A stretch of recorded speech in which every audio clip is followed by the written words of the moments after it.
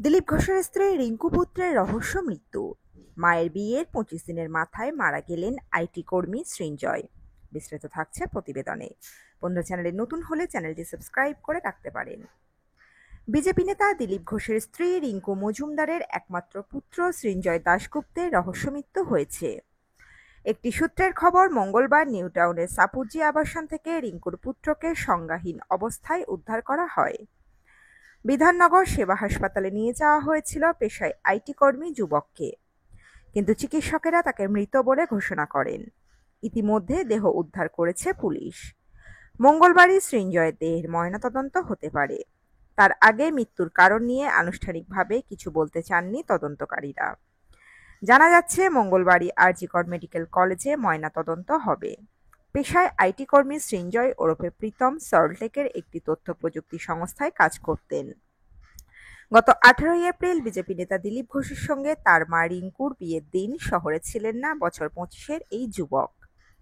তিনি বন্ধুদের সঙ্গে বেড়াতে গিয়েছিলেন, তবে জানিয়েছিলেন কলকাতায় ফিরে দেখা করবেন মায়ের সঙ্গে, দুজনকে উপহারও দেবেন। মায়ের নতুন জীবনের জন্য শুভেচ্ছাও জানিয়েছিলেন সৃঞ্জয়। বেশ কয়েক বছর আগে বিবাহ বিচ্ছেদ হয় ৪৭ বছরের রিঙ্কুর। দিলীপের সঙ্গে তার বিয়ের দিন আনন্দবাজার.কমকে সৃঞ্জয় বলেছিলেন, ১৩ বছর ধরে সামাজিক এবং পারিবারিক দায়িত্ব পালন করেছেন তার মা। এবার নিজের জীবন শুরু করছেন। আমি মন থেকে খুশি মায়ের জন্য।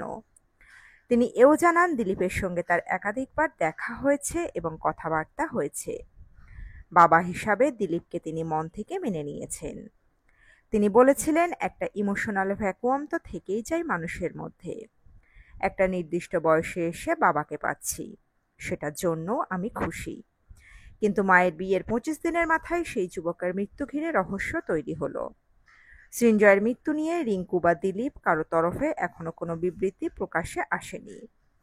দুপুরে আরজিকর মেডিকেল কলেজে যান সৃঞ্জয়ের বাবা, রিঙ্কুর প্রথম পক্ষের স্বামী রাজা দাশগুপ্ত, তবে তিনিও কোনো মন্তব্য করেননি। তো বন্ধুরা, এই আপডেটে ছিল এতটুকুই। দ্রুত ফিরে আসছি এরকমই নতুন কোনো আপডেট নিয়ে। অজানা গল্প চ্যানেলের সঙ্গে থাকার জন্য সকল দর্শক বন্ধুকে অসংখ্য ধন্যবাদ।